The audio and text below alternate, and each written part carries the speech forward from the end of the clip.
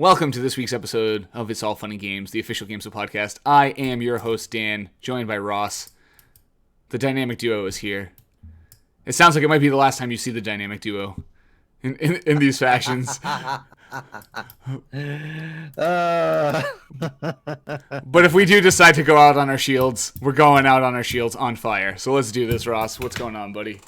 Not much. We hate podcasting. It took us 3 months, but this sucks. We went like... The news sucks. Everything sucks.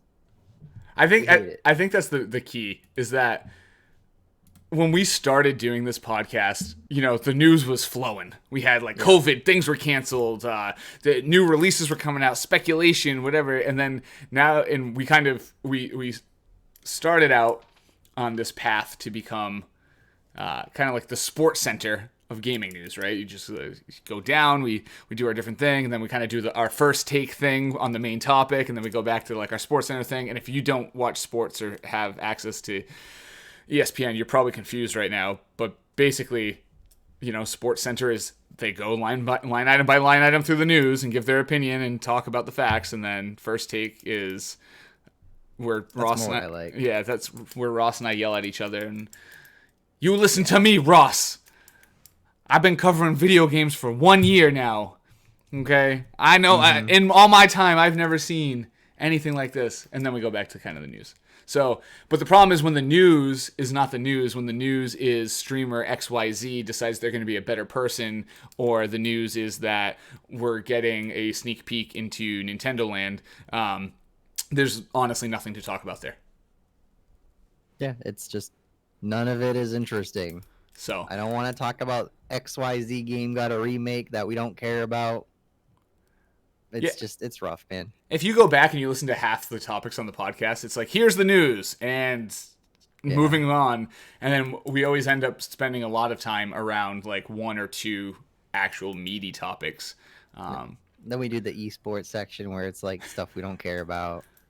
Yeah, esports. I mean, we can still do the esports section right now. I got it pulled up. I got some hot, juicy esports. Well, you can't change the whole thing without letting people know. So we're changing the format of the show for now. Okay, here's the esports section. So we're going to start with the esports section, then we're going to talk about one main topic, and then we're leaving. We're not covering a bunch of crap. If it's not meaningful, we're not talking about it. If you're listening and not watching, like, subscribe, 5-star, all that BS. You're also about to hear an ad. All right. Now, Ross, on with the esports. What's going on? We are just two broken people right now. It's very funny. I didn't want to say, we're changing the format because it's a joke. I'm not actually doing the esports section. I'm pulling up Wikipedia and I'm giving you the hot news today of some hot roster moves in the Overwatch scene. We got a whole new team. We got Chaos Insurgency getting picked up by Dreadlords. Dreadlords, if I pull them up, they are a European team. They were created this year in March. Okay, so good for them. So they picked up a team. Let me pull up the Twitter post. Okay, it's in English. That's usually That's a good start. Okay, so it's actually funny that I'm wearing this coat for this because their tweet says, "Bringing the chaos wherever they go. Please welcome our new roster: Task Overwatch, Bacon Thief Overwatch, Pure Irish 12." I don't know this guy's name on Twitter. Feanor? Whatever. Cloudy and Sauce. And the manager is Tengoku Overwatch. And the coach is Nat Dukiji. And their hashtag is Create Chaos, which unfortunately is the hashtag for a much bigger esports company, Chaos Esports. But we'll talk about that later. We'll talk about that never, actually. I don't want to talk. But yeah, so we got some hot Overwatch transactions. See, this is the things we're talking about, right? So we're just like, we're covering line items that don't really matter. Like, let me pull up the Dota, some hot Dota transactions. Did anything happen? Yesterday, 4th of July, Samaricus Esports celebrated, America's independence. Granted, this is a Russian organization, I'm assuming, because they picked up some guy from Russia named Levitan. Let me pull up this tweet. Is this tweet? Oh, the tweet's in Russia. The tweet is on a Russian Facebook clone called VK.com.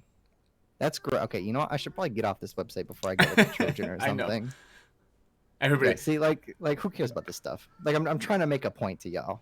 Yeah, no one does. I don't think anybody. Well, let's take a deep dive into the hot news of Heroes of the Storm, where a month ago we had a transaction where this retired guy named Chris became a streamer for Method Gaming, which unfortunately is under allegations of a lot of, sexual assault stuff. Not the person, but the team. The organization. Yeah. I want to make that clear. Gotta make that clear. See, and that's the esports section, sponsored by Red Bull. Can I do like the entire news show, like the actual full news cycle right now? I'll sum it up in one or two sentences, okay? How we? All right, so you know what? I can actually save this podcast right here. Okay. Oh jeez, I don't want you to though. We make this new. All right, we make this new thing, and it's called. It's the Gamezo Game Show, sponsored by. Do we have Anchor? Yeah. Okay. So the Gamezo Game Show. So here's what you do: you give me a line item, and I say one word to describe it. Okay. Evo 2020. Pedophilia. What? that's like a very particular word, and I look, I know. It got canceled because of pedophilia. I know, but like you have to then go further and explain. No, one word. It's the Gamezo Game Show, sponsored by Anchor. Jesus Christ. Oh man, I don't know. Let me pull up some. Let me pull up some gaming news. Yeah, let me go. Let me pull up the gaming news. Let's go. What do we got? Twitch streamer Alinity. Oh, was that the whole thing? Yeah, that's gonna read more. No, she promises to be better. The news. She promises to be. She's the one that gave her cat vodka and threw it, yes, and then we're all aware. Okay, not everybody's aware. Yeah, so she promises to be better. Headline news. Nah. All right, That's my one word. Nah. We got it. Momo was fired from the Call of Duty League for sexual assault or sexual allegations, not assault. I don't want it. It could be harassment. It could be other things. Nuked. All right, we got nuked. Let's see what else we got. Get him out of here. I'm gonna let me go. Now I'm just gonna cruise the internet. I'm gonna cruise the internet and just. I didn't click on that. Shut up. All right, what else we got? There's gonna be a new Nintendo Direct in July, maybe. Okay. You can now swim in Animal Crossing. Disappointing. All right, let's see. I'm cruising down. New Fallout TV series in development from the creators of Westworld. Yawn. PlayStation will stop Facebook advertising because Facebook's an evil corporation. Smart. Look at that. We got the first positive response on the game show. All right, what else we got? There's that whole Hyperscape game. Interesting.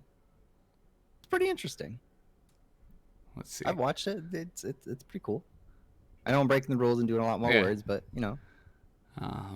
while you're looking for stuff, I'll expand upon my answer, I guess, giving you some time. I have the next one already. Okay, here's the next one. All right, Tencent has opened its U.S. studio. Sus. Very sus. Guess what? The U.S. studio is going to do marketing and art, and all of the programming is going to be done in a sweatshop in a basement in China. Damn right. Have you seen the video for it? No. For the game?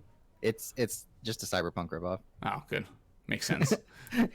They're doing the thing where they think the trend is going to be Cyberpunk in like 5 years when the game's finished. So they're just like, yep, this is a Cyberpunk game and you can do all this stuff. And it's going to be a quadruple A experience. The problem is we're all going to be past Cyberpunk by that time and on back to ninjas or pirates. Yeah. So what are you going to do? Didn't you have like a topic you actually want to talk about? Yeah, we'll get to it. We got to kill some time before we actually talk about something. What do you mean we got to kill some time? We got to kill no time. No, I'm killing all the time. Look, yesterday was 4th of July. Hamilton's on Disney Plus. It's been a great weekend. Okay, yeah, I watched it. It was good. America. Hamilton's great. My neighbors did a fireworks show last night that rivaled Disney. I mean, I'm talking like these people put in some effort. They had a finale. They had there was build up. There was a story to the fireworks, and then the cops came. But didn't stop me from being on my porch cheering. So that was cool. Drank a lot of sangria. Sangria is delicious. Yeah, so it's the 4th of July. We're a mostly European listen to website, so I just wanted to discuss some American tradition, and help with the culture, you know. All right, so what I did want to talk about is, Uh-oh. I was going to say, Are you okay? no. I was just thinking back to all the Twitter feeds I've been reading and how we could probably discuss for an hour how humanity's falling based on how people respond to Twitter. But I don't want to discuss this for the hour. I want to discuss this for like 10 minutes. Yeah. And then close this up. All right. So we've been pretty high on the fact that video games should cost more. That's not a secret. You and I have had that discussion. There's of 1,000 podcasts or whatever we're at. We've mentioned it. Yeah, there's a catch though. In every single one. Yeah, there is a catch, and that's why this is the discussion point. Oh wait, we got breaking news. What is it? From GamezoGG on Twitter. Crisis Remastered. Switch size revealed. Well, what an interesting... Not to dump on whoever wrote this. Kyle, you're a god. Homie Kyle. Crisis Remastered Switch size will be 6.2 gigabytes. That is probably a gun in Call of Duty. The way the updates are coming, yes. Yeah. They add a skin, it's an 80 gig update. Like, what are you gonna do? Yeah. So it's crazy. You heard it here first, guys. Crisis Remaster on the Switch will be 6.2 gigabytes. Okay, there you go. Thanks for that. So, over the last few days, it's all blending together. I was on vacation this week. I don't remember which day is which at this point. I just know today's Sunday. That's it. But it came out that all next-gen games will be $10 more. So instead of $60, they'll be $70. A lot of people are really mad about Understandably. this. And we lived this when we worked at GameStop when the next-gen, the current-gen consoles got announced. I can't tell you how many customers I had come to me and they're like, the games aren't going to be more expensive, right? I already hate paying $60 for a game. Better not be 70. And it's like, well, you know. What you get for being a loser console player. Exactly. Deal with it. Bless up. Steam summer sale, winter sale, fall sale, random Wednesday sale. That ends in 4 days, so I gotta finalize the cart. Yeah, I've only bought 2 things. What have you bought? I bought Formula 1 2019. Despite the fact that listen, the new one comes out this week. I'm getting that on PlayStation 4 so I can play it with Andrew, but he got 2019 on PC because it's on mega cheap sale, and he is playing that on his gaming laptop. His laptop can play that on like low or medium settings, but it won't play 2020. So we're in like this weird space where I purchased it so I can play with him on that version for cheap, and then we'll get the new one and we'll play, but we'll have to come to an agreement where I play on controller so that it's not unfair and stuff like that. So, yeah. So I got that, and then I got that Deep Rock Galactic game that... Did you ever actually play that? I didn't get around, no. Because every time they wanted to play, it was like the least convenient time for me to play. And literally any time. Yeah, and then all the time I was available to play was like the least convenient time for them to play. They were probably sleeping. Exactly. So it was unfortunate too because like I had a lot of time Friday, Saturday, and today actually, and Tom's house sitting, so he doesn't have access to his stuff. So. Is he house sitting for the weed, brother? Yeah. Yo, you can't narc, bro. You can't narc. It's illegal in Massachusetts. What do you mean? That's true. Yeah, so there was that. But anyway, Steam Summer Sale, Godlike, is ending soon. Go buy stuff. But back to console game prices. We were going the right way. We missed a turn. No, we're filling time, man. We followed the GPS back. Okay, so this is the format I like more for the podcast. It's just us talking. Yeah, that's what it should be. I know it's not organized, but like I hate going the bullet by bullet line item crap. Not for me. Yeah. That's why I gave you absolutely nothing today for pre-show. No, you did that because you were hungover and you went ham. I was up early. I was watching Formula 1 in Austria at 9 a.m. Okay, with my 3 Advil and my 2 liters of water. Okay, and then I finished watching my Formula One race. I went to the store. I grabbed some food. I came home. I ate lunch. I watched the Formula 2 race replay. Okay, I came upstairs, and now we're doing this podcast. So wait, there's a Formula 2? Yeah, so basically, it's a feeder series. So how all of our European people are like, duh, Ross. So basically, the easiest way to think about it is like the last 3 steps, right? Formula One's the pinnacle of motorsport. There's Formula, you go up through karting, then different types of Formula Renault, whatever, open wheel, single-seater racing, and then you go into Formula 3. If you do well in Formula 3, you go up into Formula 2, which is the closest to Formula 1, and then if you do well enough in Formula 2, you might get signed by a Formula 1 team. And there's a whole licensing system where you need to get a certain number of super license points in order to be allowed to drive Formula 1. So you have to do well in these feeder series. They give you the points. So where's NASCAR and all this? Non-existent. Like the FIA doesn't even care about that. You know what's hilarious is a lot of these drivers from Formula 2 go to Formula E, right, which is the all-electrical thing. And if there's no openings in Formula 1, because there's only like 20 seats in Formula 1, it's very hard to get in one of those cars. I was looking at how the super license points work yesterday. If you come in first, second, or third for the season in Formula 2, you get enough super license points to go to Formula 1 immediately. That's it. Okay. You're good. Easy. If you win Formula E, you still have to get 10 more super license points over the next 2 years to go to Formula 1. So like the FIA doesn't even consider like the sister competition to Formula 1 as competitive as Formula 2. And the big difference between Formula 2 and Formula 1 is the Formula 2 cars are pretty static. The teams can't like overdevelop them. It's basically the same car, so it comes down to driver skill. And then in Formula 1, each team builds their own car. So you have like Mercedes that just dumps $300 million a second into their car and then blows everybody away. And then you have like Haas, who put in like $50 million a year into their car and then have to try to, find interesting ways to compete. So yeah, all different. And then when we're done with this, I'm going to go watch the Porsche Super Cup race from this morning that I wasn't getting up at 3 a.m. to watch. So racing's back, Ross. Dan's happy. That's all that matters. So back to the game pricing.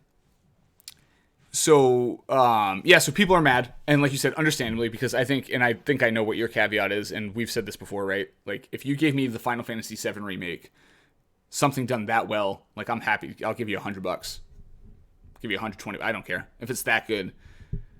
The fact that like Knack 3 is also going to be $70 is a travesty. I like to call it grand larceny. Okay, you can go with that. Grand larceny works too. But yeah, it's I think in general most people with 2 brain cells to rub together would come together and say like, yes, for the amount of effort that goes into a AAA product, they're just not making enough, right? The cost of a AAA game to make has gone up exponentially, which means that the profit margin on each one sold goes down equally, which means you have to consistently sell more and more units.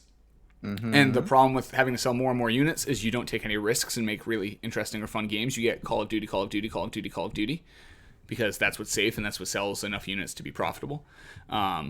So in some ways, the $70 price point makes a lot of sense in that regard. Like just profit to effort, the revenue to effort and cost.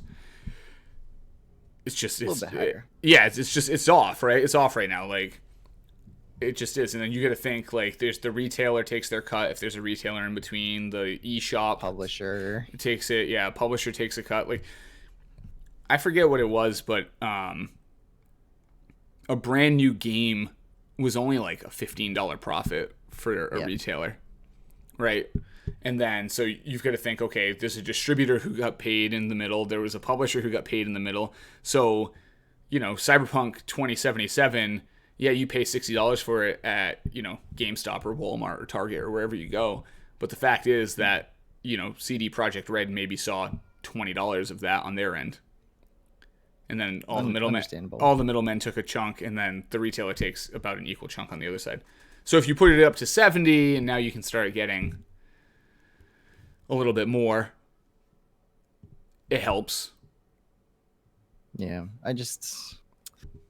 so my like big ultra caveat to this is that things aren't gonna really change from the devs end. They're just getting more money.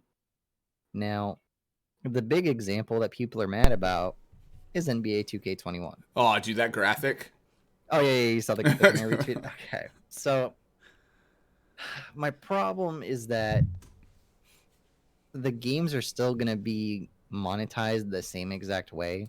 Because like we allowed them to monetize their game under the thought process of just like, okay, well maybe we're getting away with a little bit with the $60 game, so yeah, add your skins or add your digital currency or whatever to your game, and that's fine, I guess. That's cool.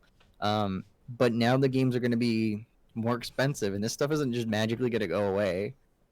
Like adding $10 to the cost of a game isn't just going to solve all these monetization problems and just make them disappear.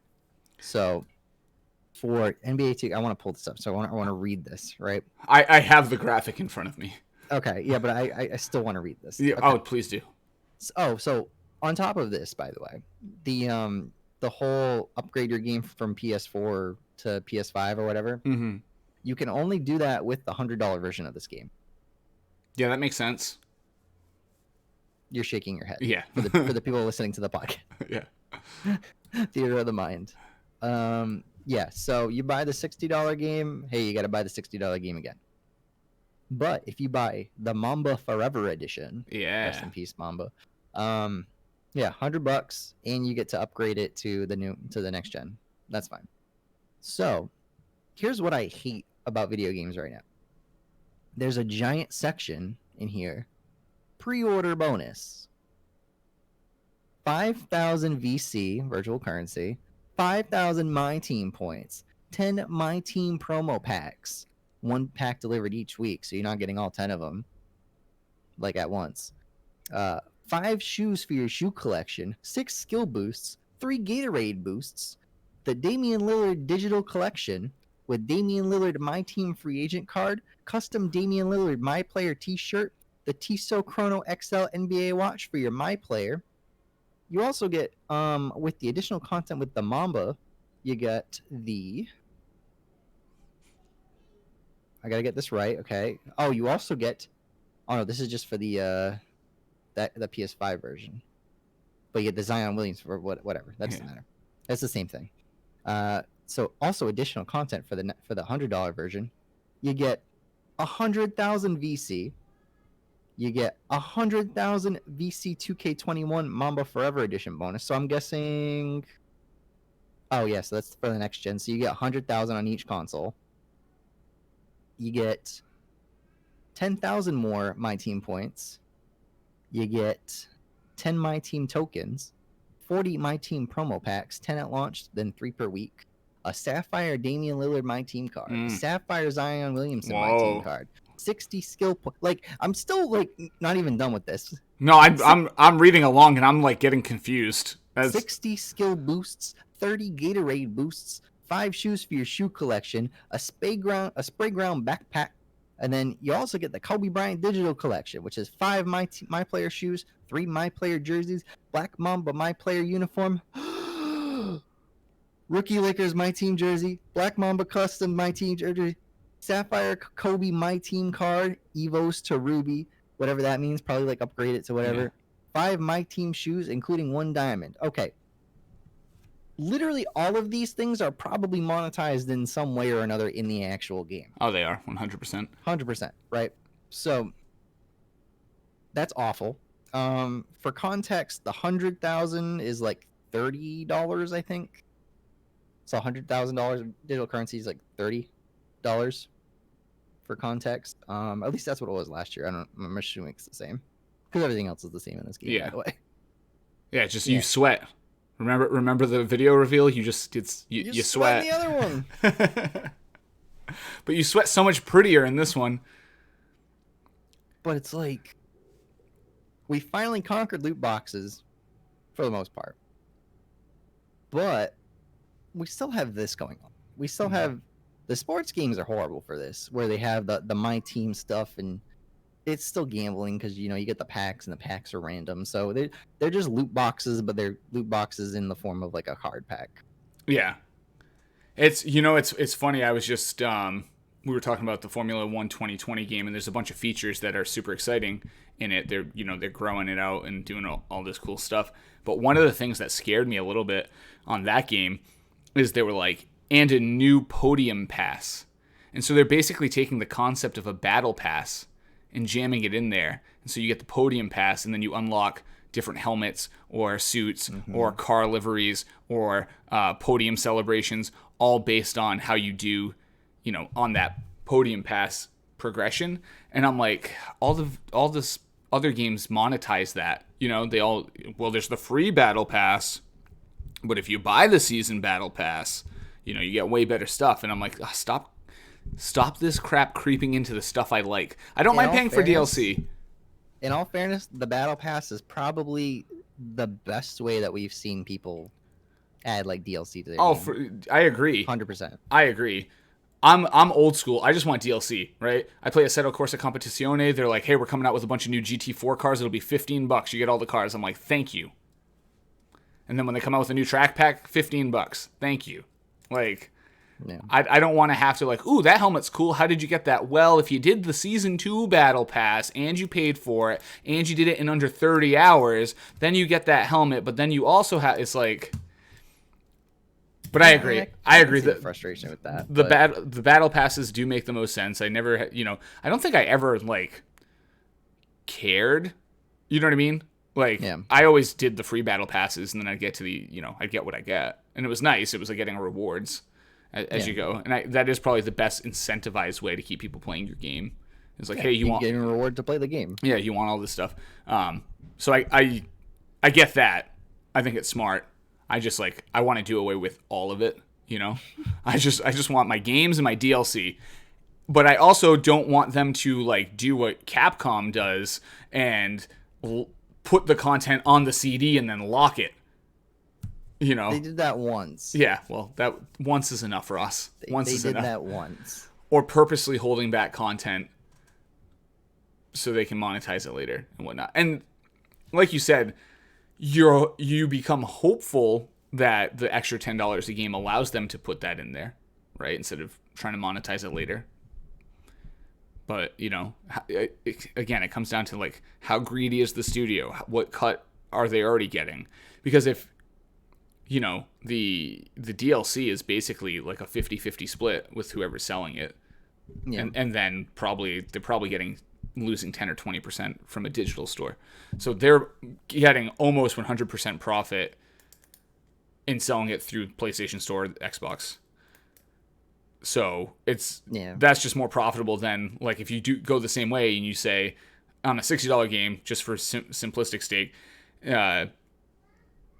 33% goes to the developer, 33% goes to distributors and publishers, and 33% goes to the retailer.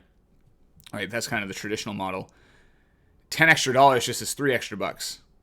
Or you can get $12 of a $15 DLC. You know what I mean? So it all comes down to economics again, which is... So all right, so paint your perfect picture for all this.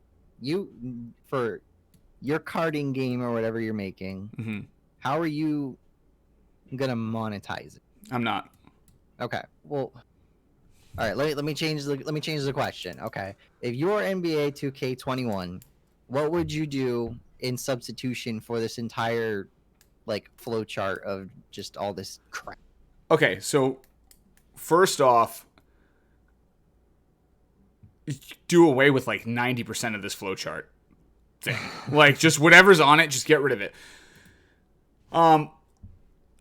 It's hard to say because I think Ultimate Team is an absolute sham. And you could probably fix Ultimate Team, but then people would complain it's not fair. If you treated Ultimate Team how serious Magic the Gathering players treat Magic the Gathering, right? Which is they're not buying packs and doing blind draws, right? They're going and they're purchasing particular cards to build their deck. Well, you can do that. It's crazy expensive. Yeah, that's what I'm saying. So it's like that would be the best way. But I think you just need to get rid of Ultimate Team, which is like EA's largest, EA and 2K's largest, moneymaker. So you can't get rid of it. I do think the VC is predatory because, like, have you played a 2K recently? Yeah. Like, unless you're godlike in the be my player mode, it takes you like forever to upgrade your stuff, or you can spend $20 and become decent and get it over the hump. You know what I mean? Like, it's predatory. They definitely give you kind of a buy to win method there for like single player or whatever. I don't know, man. I just don't what pre-order bonuses. Those incentives barely exist. Those need to go. Yeah, like we don't need pre-order incentives. Those need to go. It's just like if people want to pre-order the game, they can. If they don't, just let them buy it. Like I don't know. If I remember correctly, five VC is like the equivalent of like $3. Yeah, so it's but that's what I mean. I'm looking at it. It's like, okay, not a lot of VC. The My Team promo packs, cool. Yeah, but you got one a week. Yeah, the shoe collection, like what I don't even know what that is. It's just a skin. It's just shoes for your my career character. Yeah, because it's under the My Player thing. Yeah, 6 skill boosts, 3 Gatorade boosts. Like why are we giving a Gatorade boost? That's what I mean. Like why do we have in-game boosts? Do you know what's so funny about this? They have a thing that's monetized, but the thing that's monetized is sponsored by an actual company, so they're getting money in 3 different ways. Yeah. Yeah, it's just it's predatory. Look, if to go back to the original question, like I don't think you can fix the sports games. Yeah. Like they've done such a good job of finding every way to monetize these things that it's like I couldn't tell you a way to. What I would do is I would remove everything. And just make it the core game. I wouldn't have My Team. I wouldn't have any of these boosts or these extra VC money. I would just make the game accessible. And then, like, if you want to buy skins, like I guess the shoes or whatever, like you want to buy skins, like then make it a thing where you can buy skins. Like that's how I like my games. Is I want it to be very simple, right? Like I buy my game, I get a core experience. There's some cosmetic stuff I can throw money at if I want to. Big content updates, you can charge me as DLC. Like that's my perfect bundle. Okay, that's what I like. If I were to release a game that was episodic or had additional content attached to it, the initial purchase, so my carding game, right? An initial purchase of that game will give you access to all additional content. You're making a one-time upfront purchase, and you're going to get additional tracks. Additional cards. Boom. Done. Easy. Because it's just like, I mean, it's different. I'm one guy sitting at home, putting in like 10 hours a week, building a game, and I'm probably only going to get like one track out this year, if at all. You know what I mean? Like, so I'm not trying to get rich off of it. It's just, it is what it is. If I was building a game like the Starport Delta guys or the Depths of Sanity guys that we've had on the show, like, yeah, I would up front, I would charge the cost of the game, and there would be some known additional, updates or add-ons or whatever that would be coming as part of that, and then any major revision after that's DLC. I'm not a person who's against DLC, right? Like, I was when it was like Call of Duty map packs, and it was like, Jesus, dude, like, we know you're holding stuff out of the original game. Yeah. So that's where it gets sketchy. But like if you have an end game envision, like go back to my cart game, if my end product is 4 cart types and 6 tracks, and that's going to cost you $9.99, okay? And then I say, and in that $9.99, I'm going to make 4 additional tracks and 2 more carts over the next year, and that's just part of it. That's the core game. Those are normal updates. And then I decide to make an additional 10 tracks or an additional 3 modes or whatever. Then that's an add-on, right? Or offer cosmetic changes. Like, that's an add-on if you want it, right? I think that's the best way to do it. Is like there should be some core ending point to what the game is and what you get for your money. And then you can pay for the other stuff, but like also don't be predatory towards the consumer and build mechanics into your game that cause them to click to buy stuff. It should be because it's additional content or because it's a cosmetic thing that they want to pay for. That's how I like my games. That's my opinion on it. There's other people that love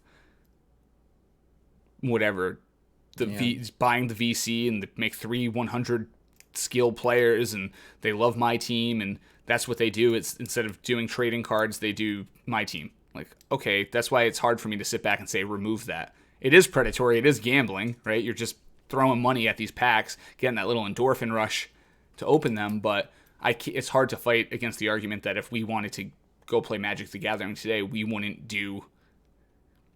partake in similar behaviors. You know what I mean? Yeah.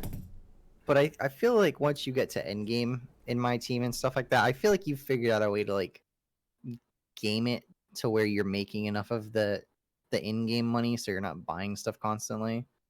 Because there's always people selling like crazy high expensive cards for whatever amount. So I'm assuming that kind of funds other things. So it's not just like, oh, the cost to play today is $30 and then tomorrow I got to spend another $30. That's I know it's not like that, but no, it's there's like, if you're smart, it's like anything else. I just keep going back to Magic the Gathering. If I get a card that I'm not going to build into my deck, but it's worth money, I'm going to sell that card to a shop or a person to get money to continue building my deck. Yeah. Right? Like, and that's people who are intelligent, but, you know, let's go back to the problem of it being kind of this, it's gambling, right? Loot crates and whatnot. It's kind of this gambling thing. Those are the adults making those decisions and doing that, right? It's the problem is the kids with dad's credit card attached to the account, and they just keep buying because I gotta get my Mamba. I love Zion. I gotta get my Zion card, right? Like that's where the problem lies there. But again, ultimately, it comes down to I'm for the extra $10 as long as it stops some of these other monetizations. But I know businesses enough that very few. We'll get some companies that this will be great for. There'll be, small to medium-sized studios. The extra revenue will be good. They'll be able to make bigger games, better games, not have to worry about selling a number of games and meeting certain, conformist standards for games. We'll get some of those instances, but the Activisions, the 2Ks, the EAs, these massive companies, they're going to be like, oh, thanks for the extra $3.50 in profit, and also, by the way, buy more My Team cards. Yeah, and then there's that, and honestly, how much of this money do you think the actual devs are saying? Like, this is probably just all going back to the publisher. Or even, like, the CEO of the developer. Like, I don't think Joe QA tester is going to be bumped from $11 an hour to 15 or something like that because of this. Oh, no. So it's just kind of doesn't really make sense to me. Yeah, like, so for instance, the chief executive officer at Activision Blizzard, Robert A. Kotick, made $30.8 million in total compensation. Yeah, that's going to like his 7th car. Exactly. I was going to say yacht, but Activision, let's see, senior. Are you just like Googling what people make? Yeah, I'm gonna pull up some different jobs. Senior development. So let's say a development. So senior development manager, making good money, 130 to 220, which is in line for most. I don't even think that person's seeing any of this money. Well, that's what I mean. Like, so it's not like they're. I guess what I was trying to dig down to is these people in these positions at these big gaming companies are getting paid the equivalent of what their tech company counterparts are, right? So, like, to me, it looks like if you are a senior development manager at Activision, you're making the same as you'd make if you were a senior development manager at Facebook, right? There's no difference. And if you look at how these other large companies are run, you're right. Trickle-down economics don't work. No, they do not. 3-month contract QA tester is not making more because the games cost $10 more. Yeah. But that's the big companies. Like I said, I think some of these medium to small size companies, it gives them a little bit more help, right? If for every 6 games you sell now, it'll be like you sold 7 before, then it helps you kind of maybe go outside the box or add a little bit extra, or, whatever the case may be. You're still going to get, the Rugrats video game for $70. Those are still going to exist. That is actual grand larceny. Yeah. Like when you start seeing stuff like that, or like Lego Movie the Game 3 at 70.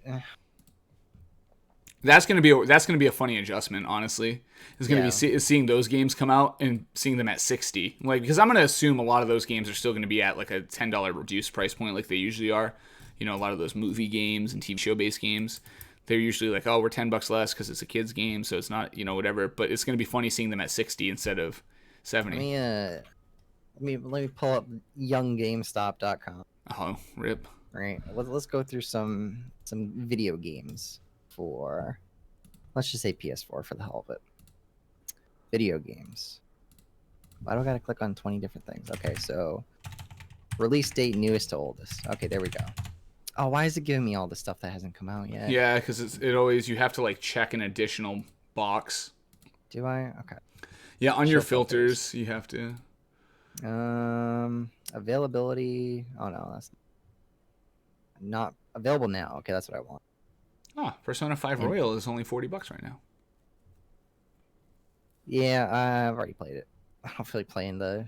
I know it's like all different now, but I'm just like, I'm not gonna spend another 100 hours just to get a couple different things. All right, so look, I'm scrolling through some new games. Okay, Marvel's Iron Man VR, $39.99. Let's say it's $49.99 now. Okay, great. There's no game here that's just like horrendous. The funny thing is they're like smart. I'm going down and it's like, oh, the new NASCAR game. Oh, Horizon. You know what I mean? Like they're all. Oh, I'm in best matches. I'm not newest to oldest. Oh, there we go. That'll do it. Okay, Hunting 2 Simulator. Now it's gonna be $49.99. You ain't getting my $49.99. Jumanji the video game. It's gonna be it's 40 now. So let's say it's 50, right? Like Jumanji the video game. Yeah, I just.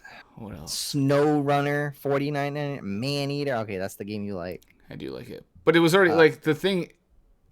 Yeah, like I don't know. That's the thing though. Like it does to some degree have to be comparable. Yeah.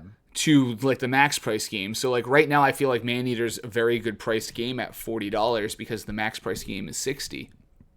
Yeah. And if the max price game goes to 70, then 50 is what it is. You know what I mean? But those are going to be the weirder ones I think for people to adjust to though.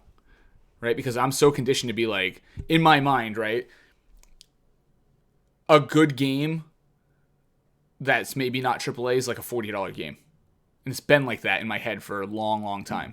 So now we're going to go to next gen and it's going to be a AA game or a single A title, right? And it's going to be 50. And it's going to be like, why? You know? So that's going to be hard. But at the same time, you can get some phenomenal games at that price point. Resident Evil 3, $69.99. Yeah, think about that. See, that hurts. But we've had this conversation. You can't like...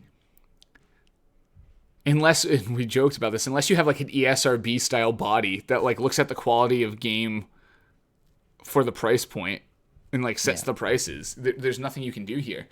And it happens all the time. You're going to get your home front you pay $60 for, and like it's really good for the 3 hours that you get to play it. Like how do you stop that from being a full price game? You can't. Which is unfortunate. I hate it. The wider issue of pricing of video games is like a problem. I'm mostly happy that titles are going up. Yeah. I think it's going to be good for, like you said, the indie people, because now you're going to have like actual good games at like the 39 to 29 range. Mm-hmm. And people are going to want to buy those more than, $70 for NBA 2K21. Exactly. Or Resident Evil 3. And people will stop being so scared. We've had this conversation with indie devs in the past, but, there's, for whatever reason, there's still this like bad taste in people's mouths or this thought process that like, oh, you're an indie game, you have to be $14.99 or less. Yeah. Right. But like, if we start getting if the prices on the higher end go up, you can start getting people more comfortable with $20, $30 for an indie game.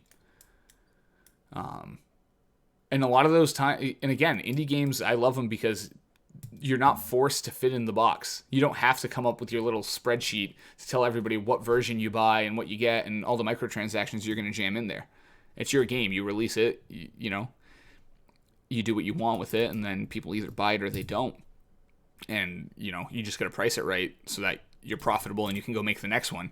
But yeah, I think the knee-jerk reaction from people that were just like, I'm not paying $70 for games. Again, you got to have at least two brain cells to rub together to understand that inflation is real and things cost more money to make now. Therefore, they need to charge more for them.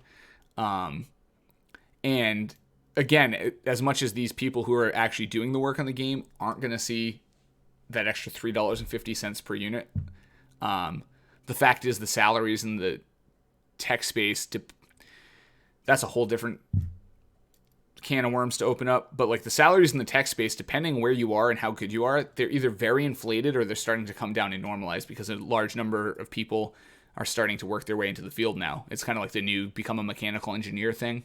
It's like become a computer, become a developer because you'll always have a job.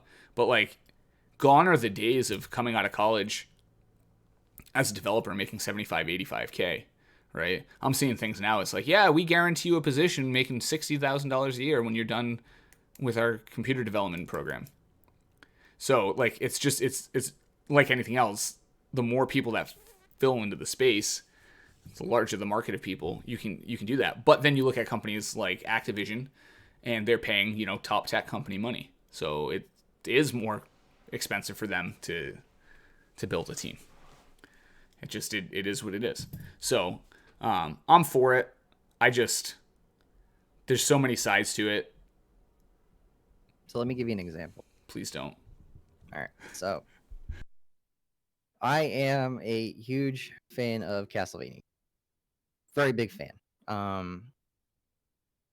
Made by Konami. The last time Konami has made a Castlevania game, we got the Lords of Shadow 1 and 2. Mm-hmm. With like some other ones in between, but irrelevant. Big AAA budget where they spent like 60 of it getting Patrick Stewart to do the voice acting for some of it. Mm-hmm. The game itself was pretty bad. It was nothing like an actual Castlevania game. It was just God of War with the Castlevania name on it. It was very mediocre. Then they gave us a second one that was pretty much the same. Metacritic did okay. 80s, 70, pretty generic. But that's a $60 game.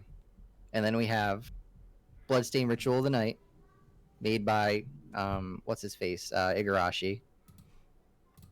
Like it's like a Kickstarter. It's like a crowdfunded game on Steam for $39.99, and this is the epitome of what this genre should be. Like this game, I'm like 8 hours into it, but this game is like absolute perfection for like the Metroidvania. This is the pinnacle of Metroidvania games, and it is not made by a AAA company. It is not made by the people who started the genre. It is just a Kickstarter game with a guy who knows what he's doing. I would probably... Well, no, I can't say that because I bought it when it was on sale. That's very hypocritical of me to be like, yeah, we'll buy it full price, but I waited for it to go on sale. But playing it now, this is 1,000% worth the $40 price tag. And it's much better than the $60 game. Mm-hmm. Yeah, I think there's a whole different side of this too, which is like, what's a game worth to you, right? Yeah. Like, it is what it is. There are plenty of games that are like $30, $40 games that I've enjoyed way more than $60 games. At the end of the day, it's a business, and they put in a lot less well, I don't want to say less effort, but they put in less effort from a cost perspective, right? Like if you have someone like the Cloudfire guys, right, who were taking no salary to build Starport Delta, like they put in a lot of effort into that game, but they don't need to recoup salary that they paid somebody, right? And I think sometimes that's the unfortunate side of the game business is, it's a business, And that's why we see studios shutter, and we see people get laid off as soon as a project's over, and we see people not get their house bonuses, despite the fact that they were promised that they could buy a house with their bonus. They weren't promised, just to clarify that. Go back and listen to an old episode.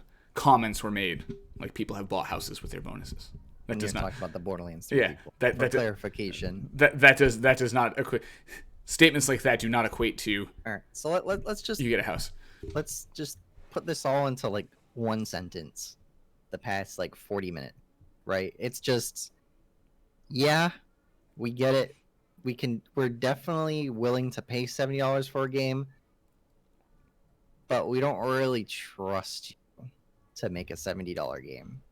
I think that's the truest form of it, because as much as I believe that games should cost more than they do now, based on kind of what we're getting, and again, there's a lot of issues with quality disparity at the price point, but for the most part, the amount of effort that these people put in is worth the money. My biggest fear is that we get lower, instead of the enhanced price point pushing games forward, it holds them stagnant so that companies can kind of bloat their war chest and pay out bigger dividends to their board. So I think you succinctly sum that up, which is, yeah, we're happy to pay more for it. Just do your side, right? Yeah. Do your part. If that means you can hire more people, hire more people. If that means you can pay underpaid people what they're worth, then pay them. I want a Porsche as much as the next guy, but I also don't want anybody who works directly for me to starve or lose their job. You know what I mean? So it's like, just do the right thing. Josh. No, I like Josh. I could find a reason to fire Josh any day of the week, and I don't do it. So he's good. Damn. He's good. He just better watch his tone. Watch your tone around me. I got enough things in the old mailbox to we don't need you making threats. No, I'm just joking. I do. It's funny. I told Josh this, and it's not. I actually don't have anything on him, but I have a separate mailbox with emails confirming times that people at the senior leadership level, executive leadership level, have told me to do things or to accept to do things that I don't really think are okay, and then I voice my opinion in a return email, and then I take their return email where they tell me to do that thing, and I store it aside as evidence for one day if anything ever goes south. Hey man, you got a CYA, especially when you have some sketchy stuff. I'm happy with what we did here. I'm not. You know why? That's fair. Why? Because we didn't go down a list. There was no bullet points. Do you really need the bullet points that badly? No, because there's no news. The bullet points are one thing, Ross. Yeah. The bullet points are like, one day I'll release the show notes to the people, because it's like, this thing, this thing. Who cares? Something. This is dumb. Something. Why are we covering this? So, yeah. It is what it is. I too am happier to just have a conversation with you, Ross. Damn, Neil Druckmann is getting some absolute hate mail. Oh, I wanted to cover this like briefly, and we can dig into it if you want to, but did you see I'm looking at it right now. Yeah, I sent you the text message. Laura Bailey, who voices Abby. Oh, not that. Oh, dude. Her Twitter DMs are like, I can't believe you killed, blacked out for spoiler purposes. I'm going to find you and murder your children in front of you. Nice. Like, here's a message to the people listening. If you're the type of person that will threaten a real human being's life over something that happened in a piece of media that is fictional, okay, because they did their job and voiced the character, you're a piece of shit. Okay. The end. There we go. Yeah, no tiptoeing around that. I'm not being politically correct anymore, Ross. I'm not being that guy. I'm going to say how I feel. So I also today had my first encounter with a man that was not wearing a mask inside of a supermarket. Yeah. And how'd that go? Well, he wore the mask after I was done talking to him. Oh, you talked to him? Oh yeah, we had words. I ain't getting no coronavirus because you can't. You're getting CO2 poisoning from a piece of cloth. Air quotes. You can't get CO2 poisoning from wearing a basic surgical mask. So how nasty are the Druckmann ones? Are they as bad? There's a lot of bad words. Yeah, I figured. A lot of bad words. Did you I retweeted this last night at like cursed hours, but I saw this picture going around of Alienware making an ultra wide CRT. I did not see that. Okay. Hold on, let me send you this tweet real quick. Yeah. This is actually pretty funny. I'll post it in Discord. Yeah. Bop it in there. Look how ugly this thing is. Dude. Trying to play Crisis on that thing. It looks like the image is photoshopped. It does. It looks so bad. It looks so it's bad. So big. Dude, it's like, yeah, I don't know. Like if I wanted to lay my fridge on its side, I would, you know? That's actually what it looks like. It looks like a curved like mini fridge almost. Oh, imagine being the guy that actually bought this. That's unfortunate. It says it was a prototype, so I'm hoping nobody purchased it. Okay. I'm hoping nobody purchased it. That's insane, dude. Yeah. Go to Ross's Twitter. It's there. Tweet from Cursed Computers. Cursed Computer Hours. Yeah. That's hilarious, man. That bothers me in so many ways. Because even I have a curved monitor on my sim racing rig, and like, you know, because they're curved, they are thicker than a normal monitor. It just is what it is to get the curve in there. So it's like, I understand why it was that big, but why'd you make it? just don't make it. Just don't make it. All right, Ross, you have anything else for the people? Nope. I think we're good. Are they going to hear from you again soon? They can hear from me whenever they want when they follow my Twitter. Follow Ross's Twitter at RainR6S. You can follow Gamezo's Twitter at GamezoGG. And you can follow me at BitwiseDan. The second I is a 1. If you can't figure that out, then I don't want you following me. What else do we have to do here? Oh, yeah. You want to do what we've been playing? I already did what I've been playing. Yeah, that's true. I've been playing Assetto Corsa Competizione. That's it. Got over 20 hours into that this week. I've been on top of Bloodstain. I started playing this game called Edge of Eternity. And it is it's a 9-person team from France, and they wanted to make their own JRPG, but it has like the hexagon grid style. Yeah. So not only is it turn based. Honey, I'm doing a podcast. What do you want from me? Dan has muted his mic at this point, and he's flailing his arms as if he's angrily talking to his wife. Honey, I got a podcast I'm trying to do right now. What do you mean? What do you mean I got to take the kids out? I just did that. All right, give me like 5 more minutes. We're ending it right now. Okay. Yeah, please leave. Anyway. I'm sorry. This is just funny. I know no one's actually listening to this and no one's actually watching this, but it is funny to see Dan just like making faces. And I know exactly what he's saying. He's like, what am I supposed to do? Get back. My 5-year-old wanted to say hi to her uncle. I said she can. I said she can wait until we're off the podcast. I'll bring her on now. No, the people don't want to hear from her. She has hot takes on games that would get us in trouble.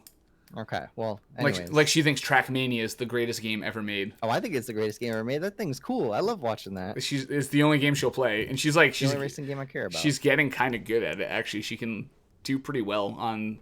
I have her basically on 1 level because it's so funny. I'm like, here, honey, here's the controller, and she's like, I can't reach the thumbsticks, and she's like giant for a 5-year-old, but it's so funny.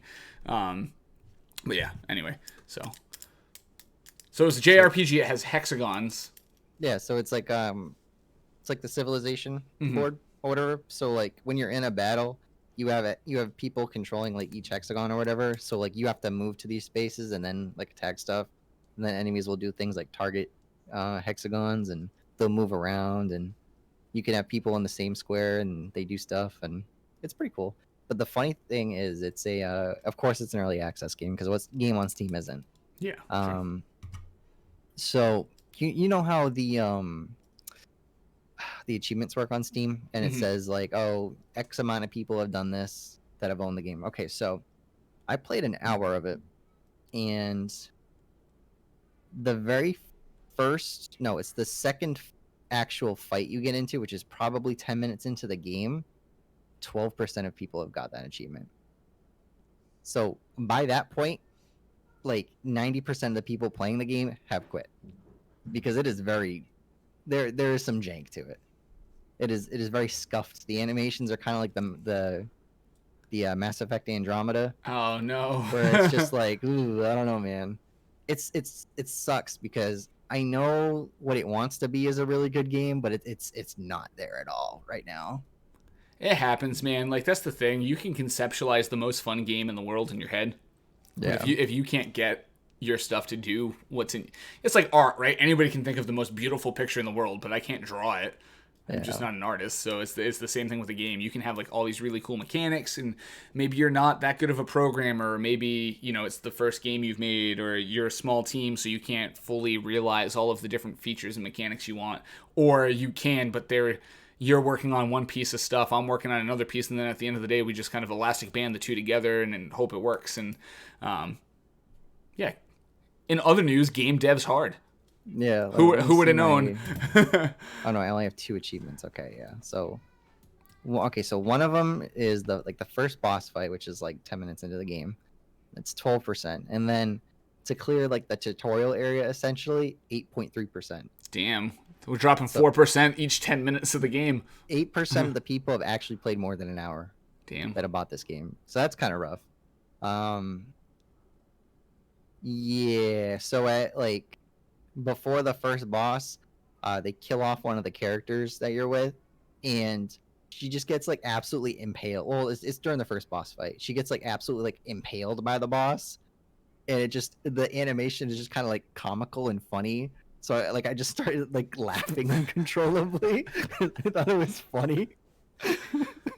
Look at this! This character's being murdered on my screen. She just gets like, you're fighting like this giant mech thing, and it just shoots like a giant lance out of its cannon, and she just gets impaled, and she just like gets ragdolled against the ground. I thought it was funny.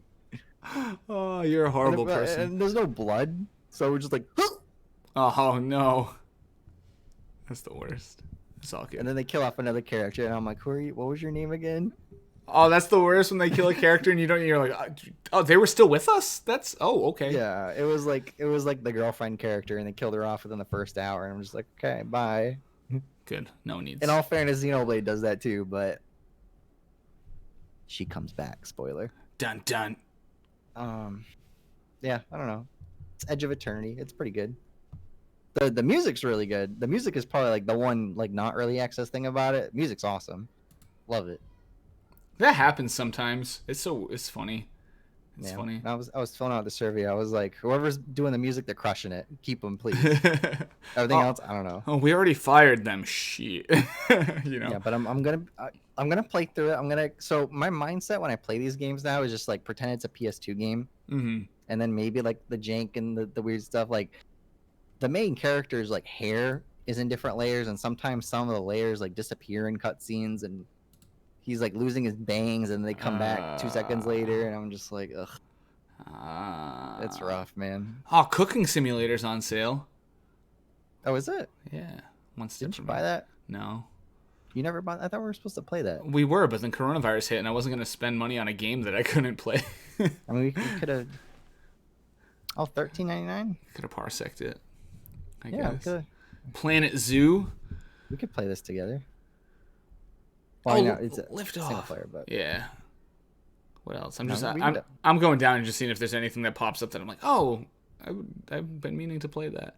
Yeah, so you got the store going. Yeah. I can get Counter-Strike.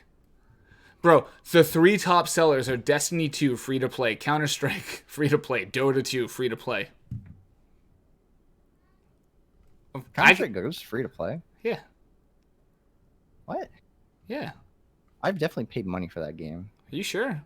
Yeah, that game was definitely like $16 at one point when it first came out. I don't know. I have it. We played Well, it for a little yeah, bit. you can play it now. Probably because they added so much monetization stuff to it. Yeah, that would make Top sense. sellers, Destiny, Warframe, Dota, Path of Exile. Yeah, so it's like all free stuff, dude. It's like TF2. What do we got? DCS World Steam Edition. Let's go. That game's pretty interesting. Massively multiplayer. I'm not buying Elder Scrolls Online. Final Fantasy 14 Black Desert. That's what we should get into. I already played that. Really? That was supposed to be really cool. I remember when that was in like the early stages, and everybody was it had like a really cool idea, but it kind of, as all things, it got taken advantage of. Yeah. It is what it is. There's the thing about Black Desert is that everyone was supposed to, forget. I know there was supposed to be like there was stupid levels of customization. Like I remember the first trailer came out, it was almost like a Blender Studio thing where you could like model your character almost any way you wanted. Well, I don't know about that because like I played it and it was cool. It was just like it was a lot of merchant stuff that people had control over. Like people were man, yeah, we should just shut the hell up because neither of us really know what we're talking about with it. I just remember I thought it was cool. Like combat was cool when I played it.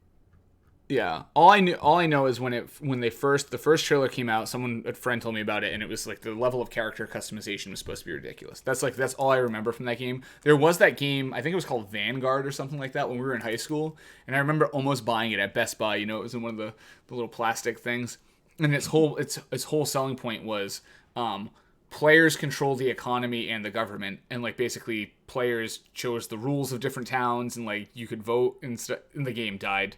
Because I played an MMO like that before. I know Eve's like that quite a bit. Eve Online. It's cool. It's just tedious. You know, that's the only downside to it. It just ends up being tedious. So Arcade, that was the other one. Oh, okay, that makes sense. Arcade was the other one that was like crazy customization, and they did the thing where you pay $150 to play the beta, and you get your little name in there. It's my favorite. It's like, oh, you get put on as a creator. It rolls up the main screen. There's 12,000 of you, and it goes like this. No, I mean like you get your name first. Oh, really? That's cool. You get to pick your name because it's so important. Oh, that's even worse than what I thought.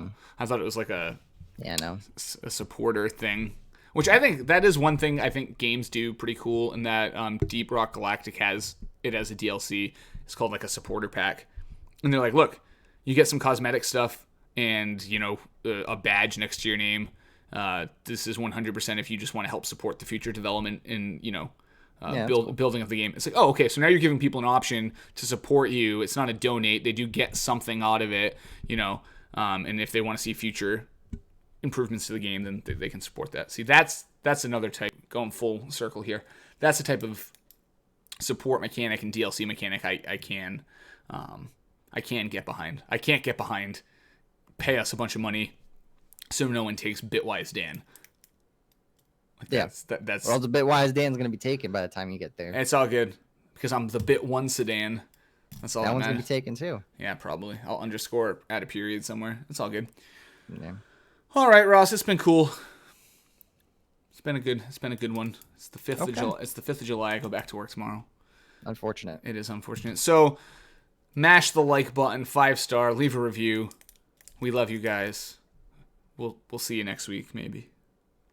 The most depressing sign off ever. I'll decide if I want to keep doing this. You know, it'd be hilarious. I'm joking, but like just sneak a resignation letter in the middle of the podcast.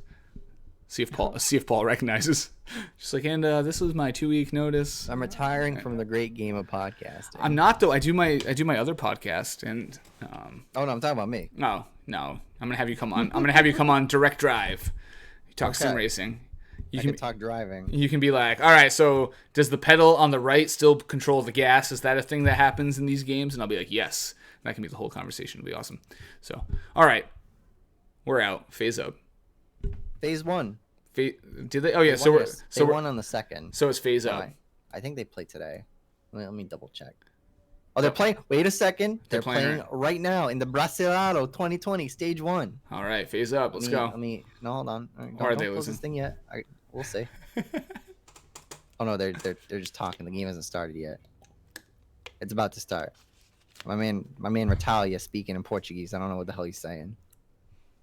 Bless his heart. Okay, yeah. So, well, FaZe is gonna win because they're playing Team 1, team with the crummy house. Oh, but they can't pay like $15 a day now, right? Instead of $3. Yeah, they got the upgrade. They re-signed the contract. It's all good. It's all good. All right, Ross, phase up, buddy. Right. Phase up.